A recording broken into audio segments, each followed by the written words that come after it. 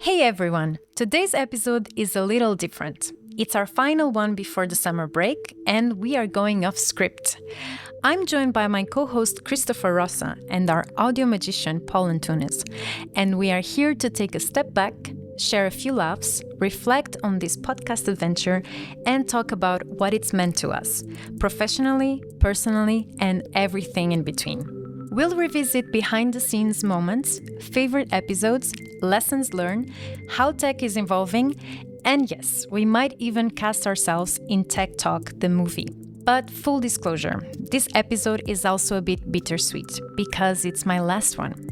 After an amazing journey across seasons, tech topics, and more than a few mic mishaps, it's time for me to wrap things up, unplugged and unfiltered. Hosting this podcast for almost 5 years has been a real privilege. I've learned so much, especially from the incredibly knowledgeable guests we've had the chance to speak with, and from you, our listeners. So thank you. I'm your host, Carla Santos, and this is TechTalk, technology made simple over a cup of coffee. Grab your favorite drink and let's dive in. Hello and welcome to a new episode of TechTalk. This one is the last one before the summer break, right, Christopher? Yes, indeed, and it's a very special episode, Carla. It is, right? Because it's my last one. Yes. And I forgot to bring my paper tissues. I think I will be emotional after this, but yeah. It will be a happy one. Yeah, I hope so. Yes. And this episode is unfiltered. Not really unplugged, but more unfiltered because we will go, with the flow.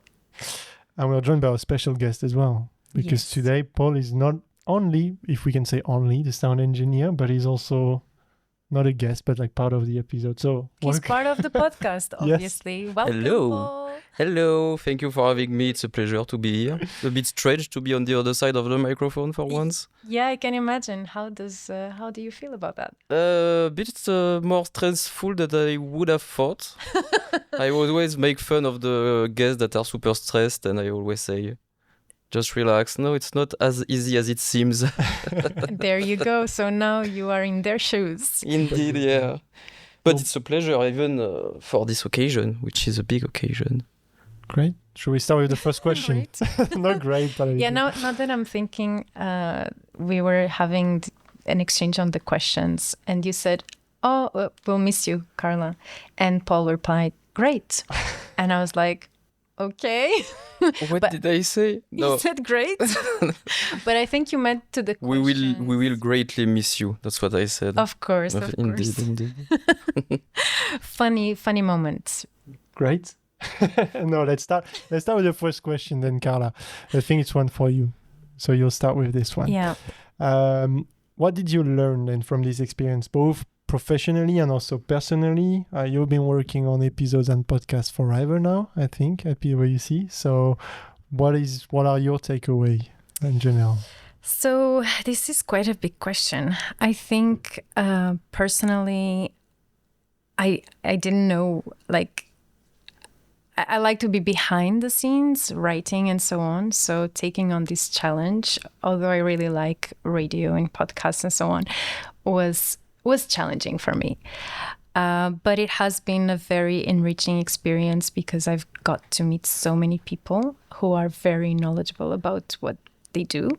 So, and I think personally and professionally goes both ways. Mm-hmm. And also personally, I think that, as you know, hosting a podcast is challenging by itself. A lot of work. Yeah. Yes.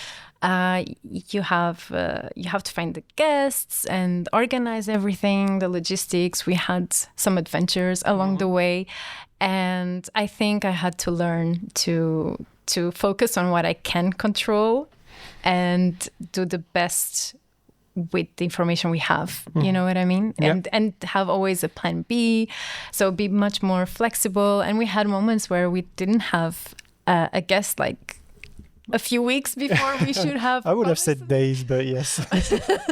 Yeah, I was being conservative, I guess. But so we had sometimes to be very reactive and find solutions. And that's something hard for me. And I think it helped me grow in that sense.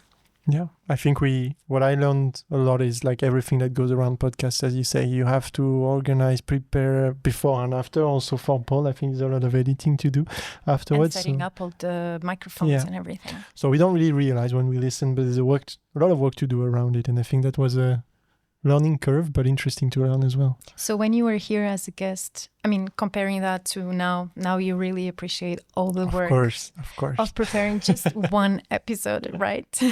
But it's interesting. But what about you, Paul? What did you learn by being part of the podcast over the years? I learned a lot, but I especially learned not have an opinion on something that you don't know anything about. Because each time we had an episode dedicated to a specific matter, I came with some thoughts on the subject, and when I left, I had a totally different opinion, thanks to the guest, which had a lot of knowledge about this subject. And each time I told myself that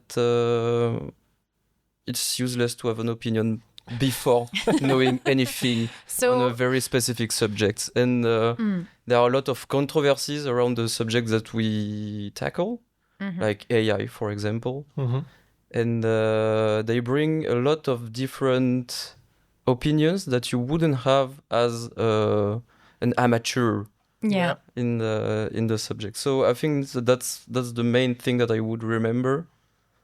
And how to set microphones and make so that everything goes as planned, and that we have a very nice podcast voice in the end. Yeah, that's true.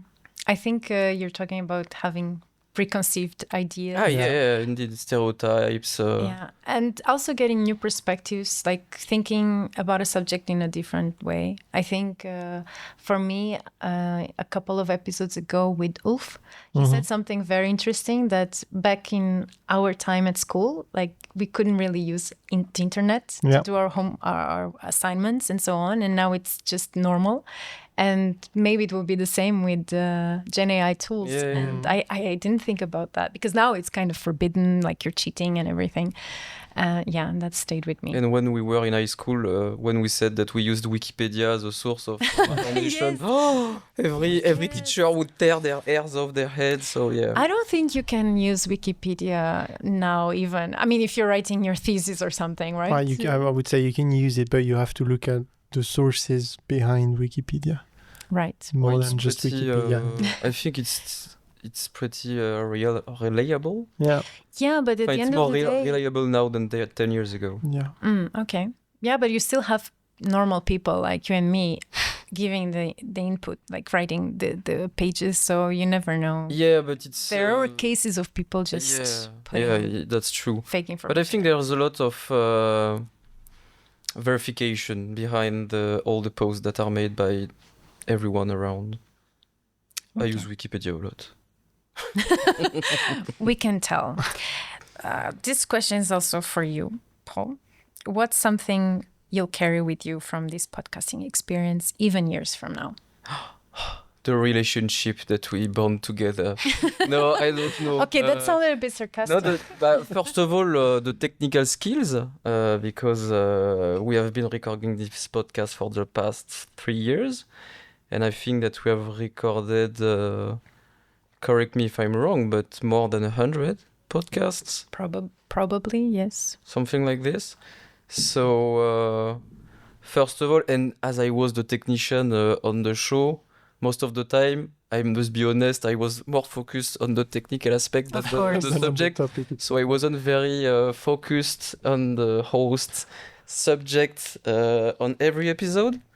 But don't worry, we don't take it personally. We understand. It gave me a lot of knowledge about how to mount a podcast, how to set up everything, and even when I was looking at you guys, preparing everything, preparing the questions, contacting the guests, etc. You have a lot of information about the behind the scene, behind the camera, behind the microphone in circumstances. True. But had you done podcasts before No, joining never. PwC? No, Okay. it was a total discovery for me.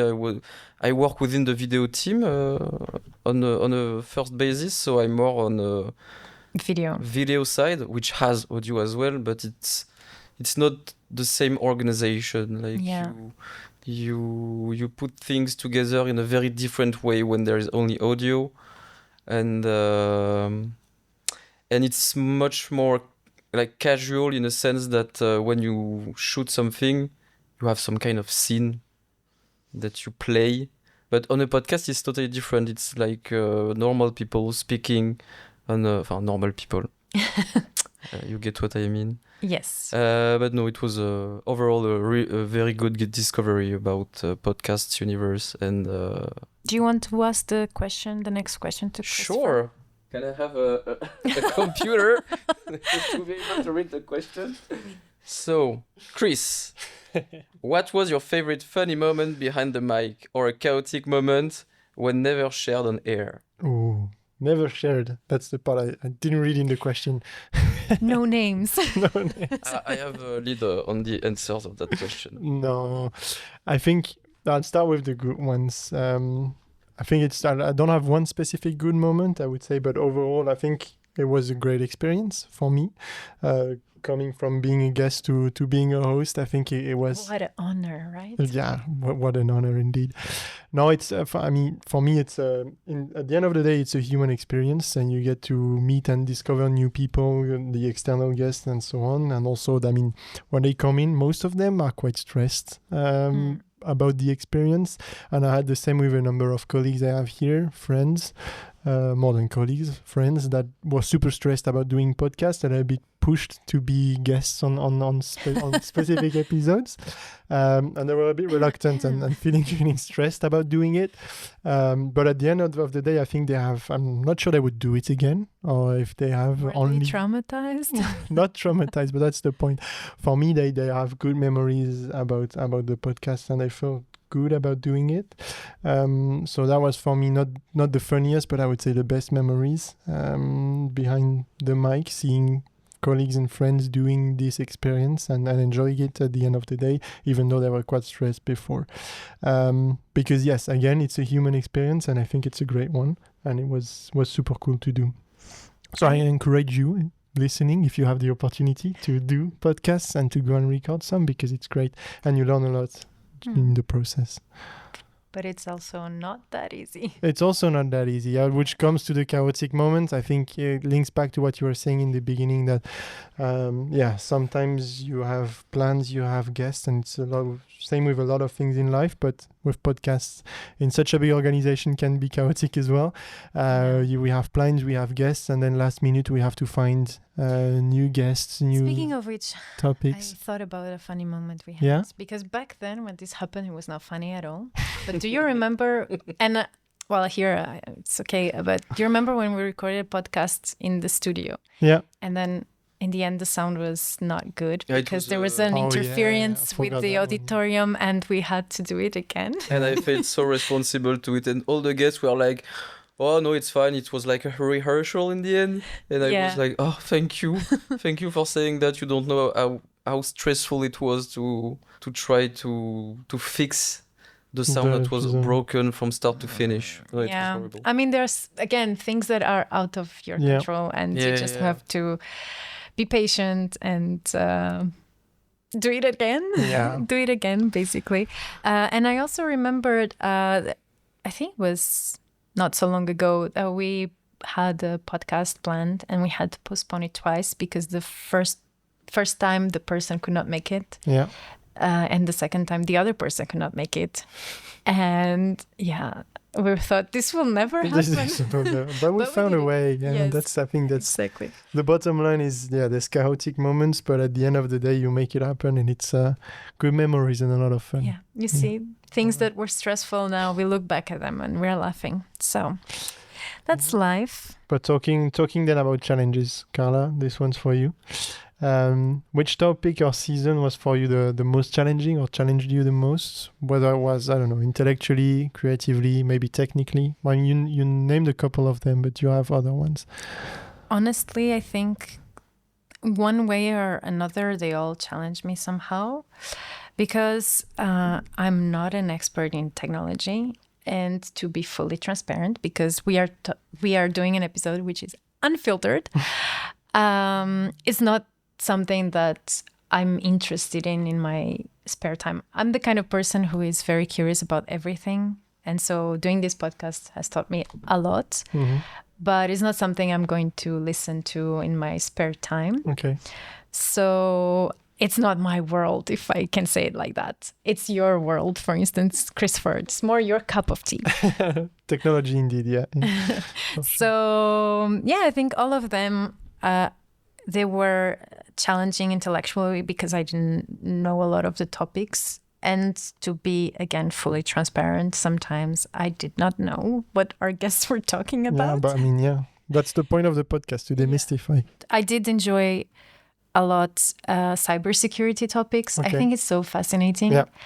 I really enjoyed as well the public sector we did The one. this year. And one of my favorites, because for me was like such a big thing to be able to interview Pav Gill. He was the whistleblower. whistleblower. Yeah, this one was really good. Yeah, and also financial crime is such a cool topic, I find. So yeah, I think these are some that stuck with me. And I was so nervous to interview him, but in the end, he was such a... He was super chill, super nice, Yeah. super casual. Yeah, I love that. Yeah. And it's I think it's a nice segue to the next question then, because it's, that's such a Christopher that's hook. such a Christopher. I consider having a question about like, what are our hooks? What do we keep saying? At this I can say. Go ahead, Paul. Chris, you have a tendency to say fascinating guest. True. You always say fascinating guest. And this is a great segue. And you have another one that we were making fun of you the other day, but I forgot. What is it that you say as well? Unlisted questions? Well, that... I kind of have an unlisted question. Okay, so what about me? And when you transition from an host to another host, you always say like blah blah blah, this one's for you, and you always say this one's for you. But we have all our little automatisms, so it's perfectly normal to but it's funny to do those kind of things. So then good, let's go back to the which is not a segue anymore, but to you, Paul. We were talking about Carla was talking about mostly her favorite episodes, but which one would you recommend to people listening? Someone new to TechTalk, which episode would you recommend and why? As we said just before, the one with whistleblower, so the financial crime guy. He was from Singapore or he was living there. Yes, I don't know if he's from there. First of all, because he's a major actor in this area, and as he was deep within the case, I would say it's kind of appealing. And it shed some light on financial crimes, which are much more present than we think it might be, and they are much more harmful than we think it might be. That's true. So yes. And it turned into a Netflix documentary. Indeed, yeah. Yeah, so cool. You were not there yet. I wasn't there. You missed that. I missed your best episode, indeed. Yes. So, Chris, I have a listed question. Go ahead, please. What key messages or takeaways have stayed with you the most?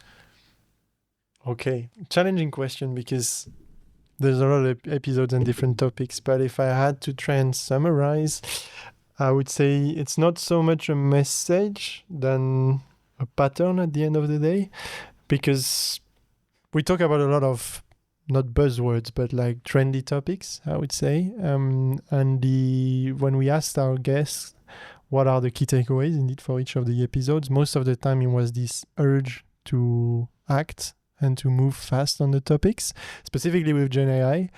But not too fast. That's the point. Yeah. They always urge, okay, move fast because you need to embrace it first. Not first, but like fast to keep relevant, specifically with Gen AI. I won't go now into the why, but I still think it's important. But on the other hand, they were also saying, yes, but there's a lot of steps you need to do before to be sure that you do it like in the right manner, specifically with Gen AI, again, with data, governance, privacy, security, and so on. So I think it's this bit of a challenge that on the one hand, they tell you act now and act fast, but on the other hand, they tell you do it in the right way, which can be challenging for companies. I understand that. But I think, yes, at the end of the day, it's this message that stuck with me the most, this point that we need to act on technology, but that it's challenging to do it. For me, one keyword it will stay with me is governance. Governance. We heard this throughout all the episodes, almost basically. And also how resilient humans are, that technology is evolving. But at the end of the day, humans will adapt and be resilient. I think something I would add is when during this podcast, we went also a bit farther than our zone of comfort, I would say, is especially for me also in technology, because we work in specific technologies and talking about different topics also made me realize that, not realize, but like see that in all things technology, it's evolving so fast, specifically today. And I think like it's also a big takeaway that technology moves so fast. And if you want to keep up to date, well, podcasts like this, Demystifying Technology, over a cup of coffee. I mean, it's super important to be curious about these topics and to stay informed. And I think these platforms, these podcasts are a great opportunity to learn. Wink, wink. To learn about a lot of different topics and to stay up to date. So, yeah. Great. Next question then, and I don't necessarily have a segue for this one, Carla, but like if you could go back to the seasons that you did, and you did a lot, and add one more episode or even a specific entire season in the past years, what would it be about? So I can't think of one specific episode I could add. I'm sure I have some like in between the episodes we did that I would like to have done. But I can think of a season, I would say, about the space industry. I know that it's not something that is in direct line with the business that we do here. And that's why in the end we never managed to go forward with it. But I think Luxembourg is doing a lot in this space, and it would have been very interesting to explore this area. And demystify it and to know what's going on. Any technology in particular within space? Is it the robots, the satellites, the AI involved?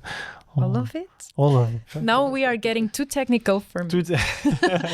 No, but I discovered that there is like space exploration as well, like resources exploration, and it would be very interesting to know about that, and even the technology being used for that, as an example. That's what I know. Yeah.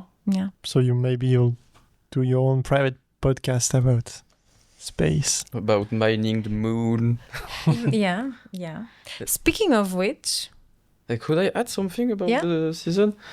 There is one aspect of the technology that I thought we could have educated a bit more on, would be graphical technology. What is that?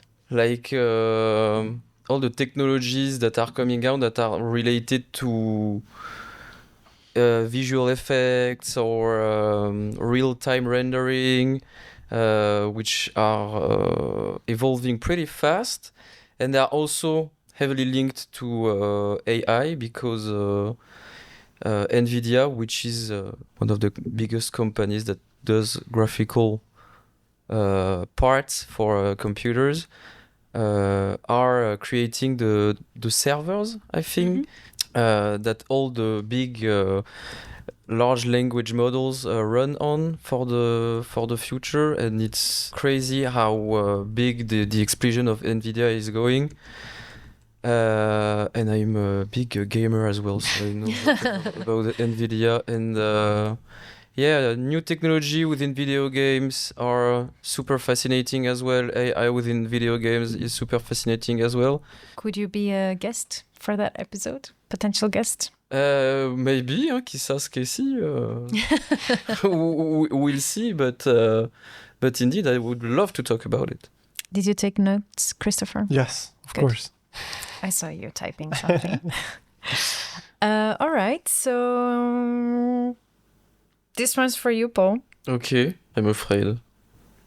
You are afraid? You should be. It's a tough question. Are you optimistic or pessimistic about where technology is heading? What's your view? It's a difficult question, but I think that I will link it to my previous answer, which was like, do not have an opinion on anything before you heard a specialist talking about it.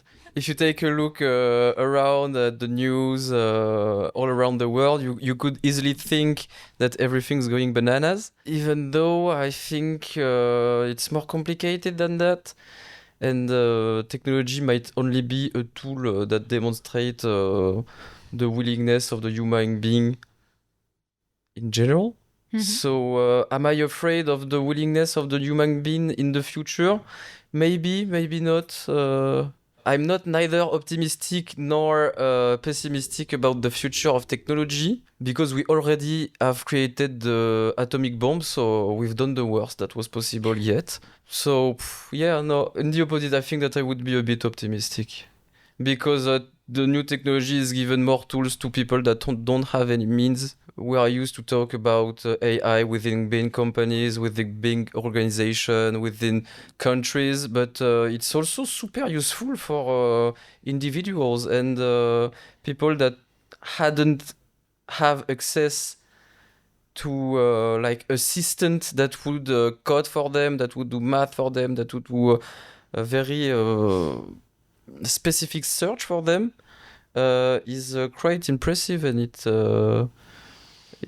can give hope. So sometimes to have a very powerful tool to be able to do what we want to do. True, but I am more optimistic, but I want to take something that you said because it's great that we have all these tools, but I feel sometimes that they can make us a bit dumber. Yes, but in the sense that like I used to know how to do mathematics calculations and now I like just use a calculator. I don't know how to do that. Yeah, anymore. but if you It's- goes like I know this, it's you would need to live without anything in a cave. true. Like I Yeah. love my GPS on my phone. It's so useful, even though but it makes me lazier and I don't know True. how to do without it. Yeah, but our parents did. And my father is Yeah. always making fun of our generation because like I always found my way. Can I go Yeah. a step not farther but scarier? Oh no. The No. doom and gloom is Doom here. and gloom, I don't know. And it's listening to other podcasts for me, and we talked about it with agents. And agents are becoming more and more autonomous Mhm. with AI and Gen AI, and now they can do things. They can book holidays. They can take actions for you, and that's just gonna go farther and farther. And the point it gets scary, and it's not for me, is when but then they might. Some people will input goals into these AI, this model, these agents. And once, I mean, as long as we can control the goals and what they are, it's okay. But at some point, one of the sub goals or the goals within these AI machines, if one of them becomes getting more control and that they realize that when they have more control, they can do more things themselves and they can generate other create and act and activate other agents. That's the point where I think it can get scary. You mean that they will take over the world? I But don't it's know. linked to the selfishness of man, because I've listened to a podcast about AI in art, and everybody was saying that it's super crazy because AI can create even better scenarios than human can. And it just put us back to our place of stupid mammals that are living on a rock in the bottom of the space. And I think it would be super interesting to have an opinion that is not coming from a human, and to be able to witness art which would be created by something else than a human, which would imply another way of thinking and another way of seeing humans and how they would react and act, would be very interesting. And I think that all these fears are always, or most of the time, related to the ego of the human being, as we were the best, and we are starting to create something that is better than us. Yeah, but we are not the best.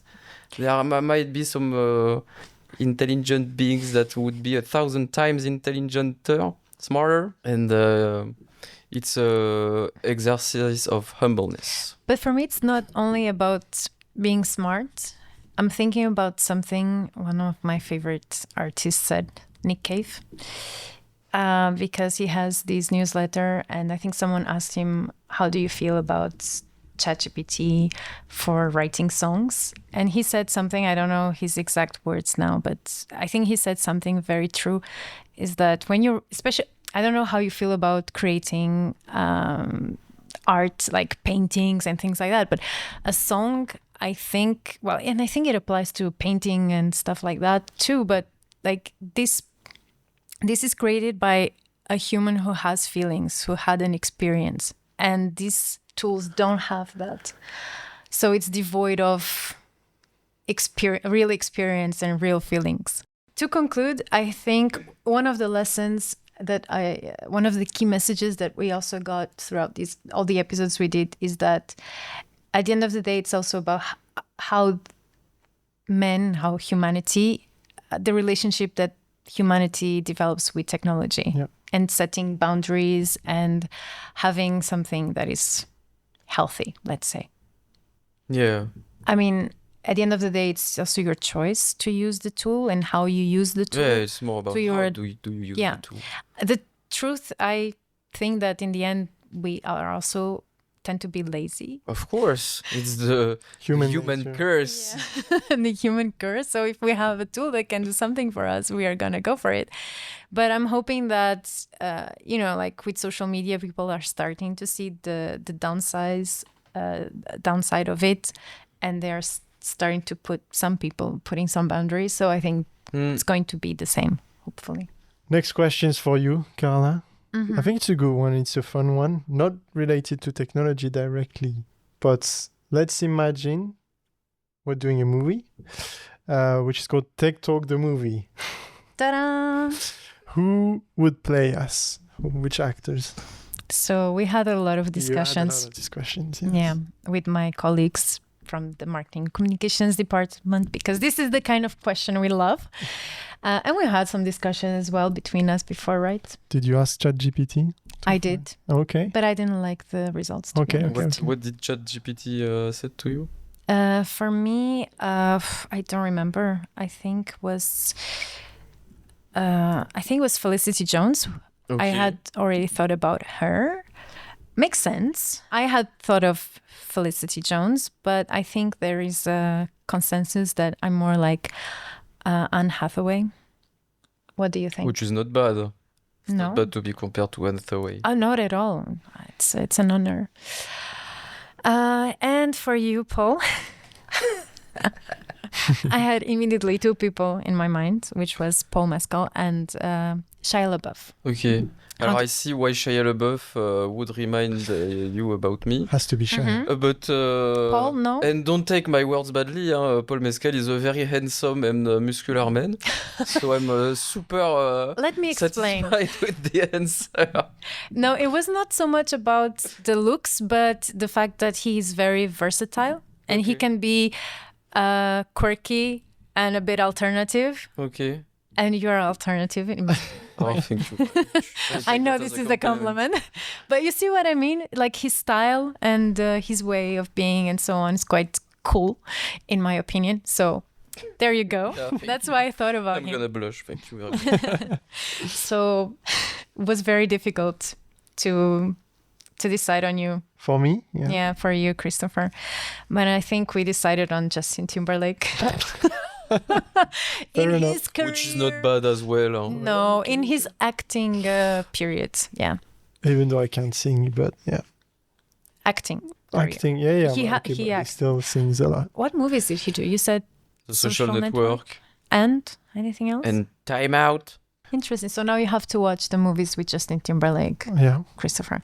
But I also Liam Hemsworth, I think that's his name. I think we're getting closer. Could or be, Chris could be. Chris Evans, just Yeah. because you're also Chris. Maybe our listeners can tell us who would be movie stars. Well, if we were to be movie star for this movie, who would Yeah. be? Yeah. Give us your opinion. Yeah. And of course, it's only beautiful people. Please. So the last question is, if you could create your own podcast, what would it be about? That's a nice question. It came from my mind. Very Came nice. from I Carla. applaud you. And Thank you. then you'll have to answer as well. Yeah. No, I would say again one about technology. I don't know if I'd tackle all the aspects about technology as we do here. Probably something closer to what I do, which is again modern workplace and digital transformation, more specifically. But one about technology, yes, around Gen AI. Indeed, go deeper into some of the topics that we discussed. That would be something very interesting to do. If I was to do something, let's say, more professional now, if some was to do something aside from that, I would say two things. Maybe something related to rugby, which is of course you knew that, one of my passions, but if not the biggest one. So something related to rugby and everything around that, or something more about people. Of course.